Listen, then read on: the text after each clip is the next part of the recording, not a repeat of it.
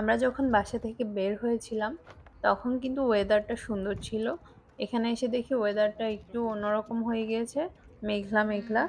তো যাই হোক, এখানে অনেক ধরনের হাঁস ছিল।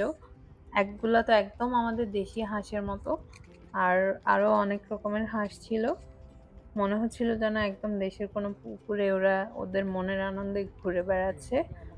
যাই হোক, এই যে শাপলা ফুল যেটা বললাম, এখানে কিন্তু ছোট, ছোট ফুল ছিল যেটা আমার ভিডিওতে আসেনি। মানে ফুলগুলো অনেক ছোট, ছোট। আমাদের দেশের ফুলগুলা কিন্তু আরো অনেক বড় হয়।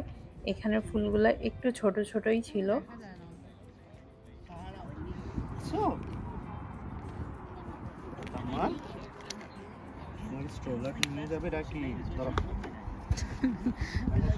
শেষমেশ ট্রলারে আবার বসে। ওই দেখো দূরে শহর দেখা যায়। আমরা এসেছি শহর থেকে দূরে একটু গ্রামে। এটা কি গ্রাম না? তাম্মানকে এখানে আবার স্ট্রলারে উঠিয়ে দিলাম। তাকে প্রথমে ছেড়ে দিয়েছিলাম, কিন্তু সে এত এলোমেলো হাঁটতেছিল। আর এই ওয়াকিং টেলগুলো তো দেখতেই পাচ্ছেন, তেমন একটা সাইড প্রোটেকশন নেই।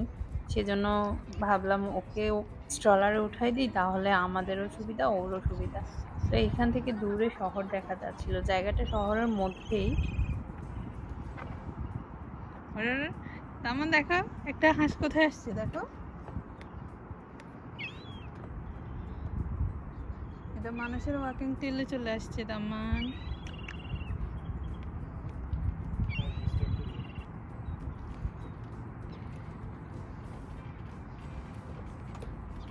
হ্যালো ডাকি। তামান, ডাকিটাকে হ্যালো বলো তো। হ্যালো। তামান, হাই বলো তো তামান, ডাকিকে হাই বলো। হাই। হাত দিয়ে টাটা দাও তো। ডাকিকে টাটা দাও। তামান কনফিউজড, কি করব। ডাক চলেও গেছে, এখন তুমি দিয়েছো।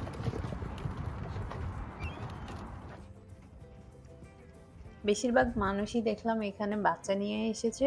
সবাই মূলত বাচ্চাদেরকে একটু প্রকৃতি দেখানোর জন্য নিয়ে এসছে। আর এই যে হাঁসগুলা, পাখিগুলা দেখানোর জন্য নিয়ে এসেছিল।